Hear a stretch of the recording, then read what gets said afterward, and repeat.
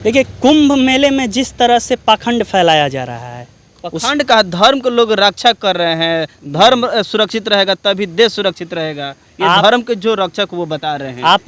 आप अपने धर्म के मानने के लिए स्वतंत्र हैं, लेकिन पाखंड फैलाइएगा, अंधविश्वास फैलाइएगा। अभी बहुत सारे मेरे पास वीडियो आया है, उस कुंभ मेले में ऐसे ऐसे साधु संत हैं जो अश्लील शब्दों का इस्तेमाल कर। भगवान से भी बढ़कर माता पिता है, और माता पिता से बढ़कर इस दुनिया में कोई नहीं है। माता पिता का यदि हम सेवा करते हैं तो माता पिता के चरणों में ही पूरी दुनिया है, और माता पिता को ही जब कोई दरकिनार कर रहा है तो हमें लगता है कि उससे बड़ा पाखंड कोई। नमस्कार, मैं अमृतेश कुमार और आप देख रहे हैं द एक्टिव मीडिया। अभी मैं बक्सर जिला के डुमरांव में मौजूद हूँ। हमारे साथ एक भाई हैं जो कि पटना यूनिवर्सिटी का छात्र नेता हैं। इनसे हम जानने का प्रयास करेंगे कि जिस तरीके से महाकुंभ में प्रयागराज में वहाँ पर भगदड़ हुआ है और तमाम वहाँ पर गतिविधियाँ कहीं ना कहीं नेगेटिव पॉजिटिव निकल कर सामने आ रही है, उस घटना को लेकर कैसे देख रहे हैं। ये पटना यूनिवर्सिटी का छात्र नेता है। सबसे पहले हमारे चैनल में स्वागत है भाई। बहुत बहुत धन्यवाद आपका। अच्छा, किस तरीके से देख रहे हैं महाकुंभ को लेकर, जिस तरीके से वहाँ पर अनेक प्रकार का टिप्पणियाँ निकल रही है?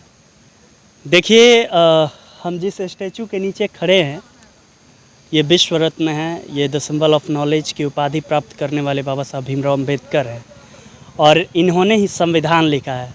और संविधान में जब आप फंडामेंटल राइट्स पढ़िएगा, मौलिक अधिकार, तो उसमें साफ साफ जिक्र किया गया है आप किसी भी धर्म को मान सकते हैं, किसी भी पंथ को मान सकते हैं। मतलब आपको आज़ादी दिया गया है, आप किसी भी धर्म के मानने के लिए स्वतंत्र हैं। रहा बात कुंभ का, तो कुंभ में जो भी भीड़ लग रहा है वो आस्था का विषय है, लेकिन आपको ये पता होना चाहिए कि भारतीय संविधान पाखंड के खिलाफ भी आवाज़ उठाने की आज़ादी देता है। अंधविश्वास हो गया, पाखंड हो गया, इसके खिलाफ वैज्ञानिक चेतना को अग्रसर करने की आज़ादी देता है। आज धर्म को जिस तरह से इस्तेमाल किया जा रहा है, धर्म को धंधा बनाया जा रहा है, ये कहीं ना कहीं एक धर्म पर ही प्रश्न चिन्ह खड़ा करता है। हमारा कहने का मतलब ये है कि किसी भी धर्म में जो कुरीतियाँ है, जो अमानवीय कुप्रथा है, उसको बंद किया जाना चाहिए। अब देख सकते हैं कि भगदड़ हुआ है, पहले जो भी लोग उसमें मारे गए हैं उन सभी लोगों के प्रति हम संवेदना व्यक्त करते हैं, प्रकृति से आराधना करते हैं, प्रार्थना करते हैं कि अपने श्री कर्मों में उनको सभी को अपना शरण दे।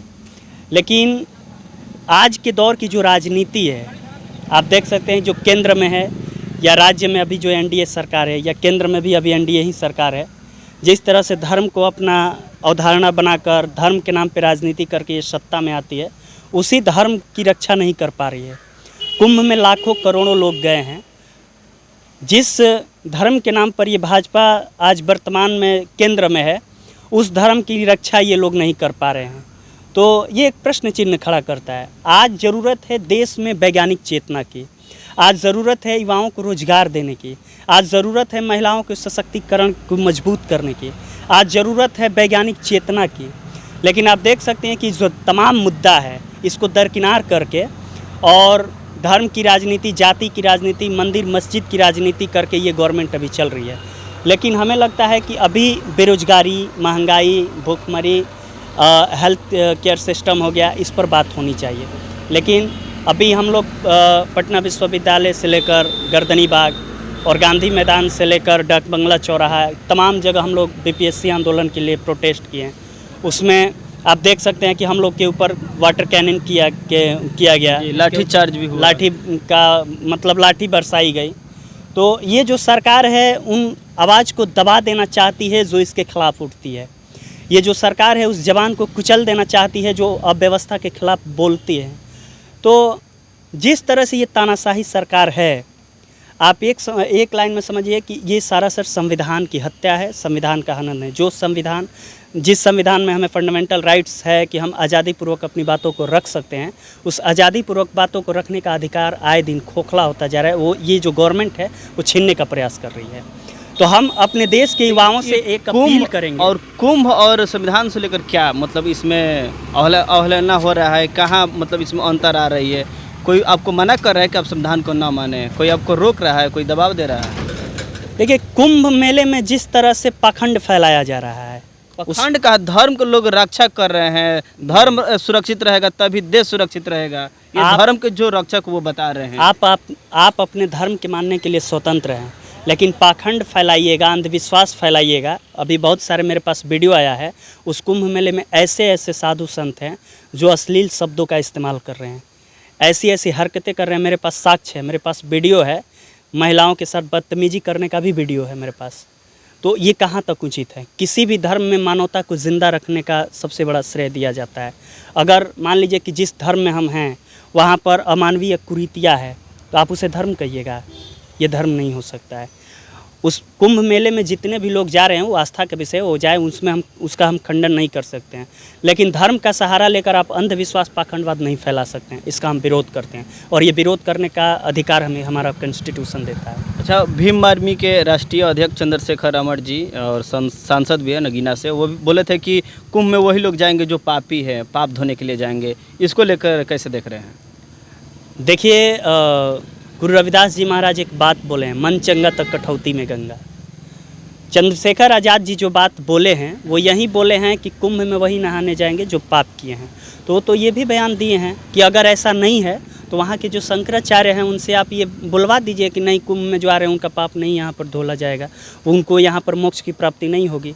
शंकराचार्य जी वहाँ के जो लोग हैं वो तो एक्सेप्ट किए हैं ना जी कि नहीं, चंद्रशेखर आज़ाद जी सही कहे हैं। तो देखिए, धर्म एक आस्था का विषय है, इसमें आप राजनीति को लेकर आइएगा, इसमें आप पाखंड को, अंधविश्वास को ढकेलिएगा, ये सरासर गलत है, ये मानव हित में नहीं है। राइट। लास्ट जाते जाते महाकुंभ को लेकर पूरे देशवासियों के लिए क्या कहिएगा, खासकर SC/ST वर्ग को लेकर? जिस तरीके से आप कह रहे हैं कि SC/ST समाज के लोग कुंभ में न जाएं, यही है ना कहना आपका कि आपको वहाँ से शिक्षा, स्वास्थ्य, रोजगार की मतलब कि किसी भी प्रकार का लाभ नहीं मिलने वाला है? देश में आज बेरोजगारी इस कदर बढ़ गई है, देश में महंगाई इस कदर आसमान छू रही है कि लोग आत्महत्या कर रहे हैं। हर रोज़ आप एक आंकड़ा देखिए तो हर रोज़ कभी IIT किया हुआ बच्चा आत्महत्या कर रहा है, तो कोई इंजीनियर किया हुआ बच्चा मतलब आत्महत्या कर रहा है, कोई पुलिस अधीक्षक बनकर भी हत्या कर रहा है, कोई बेरोजगार होकर भी। सिस्टम इस कदर गिर गया है। तो देखिए, हम अपने लोगों से यही गुजारिश करेंगे, बाबा साहब अम्बेडकर ने हमें धम्म का मार्ग दिया। बाबा साहब अम्बेडकर 14 अक्टूबर और 15 अक्टूबर 1956 को नागपुर के दीक्षा भूमि पर वो बौद्ध धर्म की दीक्षा लिए और वो ये बता गए, चूँकि तथागत गौतम बुद्ध का एक कथन है, अपोह दीपो भव, आप अपने जीवन के दीप स्वयं हैं, आपके अलावा आपके जीवन की ज्योति को कोई नहीं जला सकता। तो हम अपने लोगों से यही गुजारिश करेंगे कि आप लोग विज्ञान को फॉलो कीजिए, आप लोग पढ़िए लिखिए और बाबा साहब के बताए हुए मार्गों पर चलने का प्रयास कीजिए, तथागत गौतम बुद्ध के त्रिपिटक का अध्ययन कीजिए। हम यहीं अपने लोगों को नसीहत अच्छा, एक और मन में सवाल आया कि जो महाकुंभ है प्रयागराज में अभी लगा है, वहाँ पर एक IITian बाबा आए हैं, वहाँ पर लाखों पैकेज के नौकरी छोड़ के वो साधु बन गए, साध्वी बन गए कहीं ना कहीं, और कह रहे हैं कि धर्म से बढ़कर माता पिता भी नहीं है। उसको कैसे देख रहे हैं? हमें तो लगता है, हम जब छोटे थे तो हमें ये बताया गया, चूँकि जब हम विद्यालय में पढ़ते थे शुरू से ही बताया गया कि भगवान से भी बढ़कर माता पिता है और माता पिता से बढ़कर इस दुनिया में कोई नहीं है। माता पिता का यदि हम सेवा करते हैं तो माता पिता के चरणों में ही पूरी दुनिया है, और माता पिता को ही जब कोई दरकिनार कर रहा है तो हमें लगता है कि उससे बड़ा पाखंड कोई कुछ नहीं हो सकता है। पाखंड कैसे? वो IITian बाबा है भाई, नहीं, लाखों का पैकेज छोड़ के आए हैं और साधु बने हैं। ज़रूरी नहीं है कि कोई एजुकेशन लेकर सही काम ही कर। आप बताइए ना, ब्यूरोक्रेट्स में जो लोग बैठे हैं क्या पढ़े लिखे लोग नहीं हैं?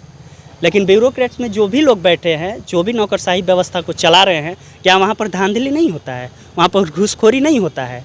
तो हम कैसे मान लें कि हर पढ़ा लिखा व्यक्ति जो होता है वो विद्वान ही होता है? उसमें कुछ वाहियात, उसमें कुछ वाहियात भी हो सकते हैं, जाहिल भी हो सकते हैं।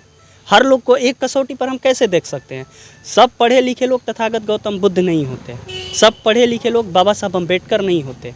लेकिन हम यही कहेंगे, IITian बाबा है, वो उनकी आस्था का विषय है, वो जाएं, उससे हमको क्या लेना देना है। लेकिन हम अपने समाज को यही कहेंगे, बाबा साहब ने हमें बौद्ध धर्म दिया है और हम बौद्ध धर्म में विश्वास करते हैं। चूँकि गौतम बुद्ध कहते हैं कि हम दुनिया में, हम अपने खुद को भगवान नहीं मानते हैं, वो खुद को अपने आप को मार्गदाता कहते हैं कि हम मार्गदाता हैं, हम राहें बता सकते हैं, चलना आपको है।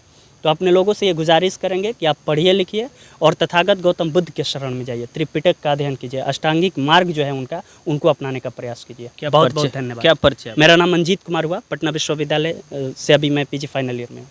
चलिए, ये थे मंजीत जी जो कि पटना यूनिवर्सिटी का छात्र नेता भी रहे हैं, और जिस तरीके से महाकुंभ को लेकर बयान दिए, आप लोग इस बयान को लेकर आपकी क्या प्रतिक्रिया है कमेंट में जरूर बताइएगा।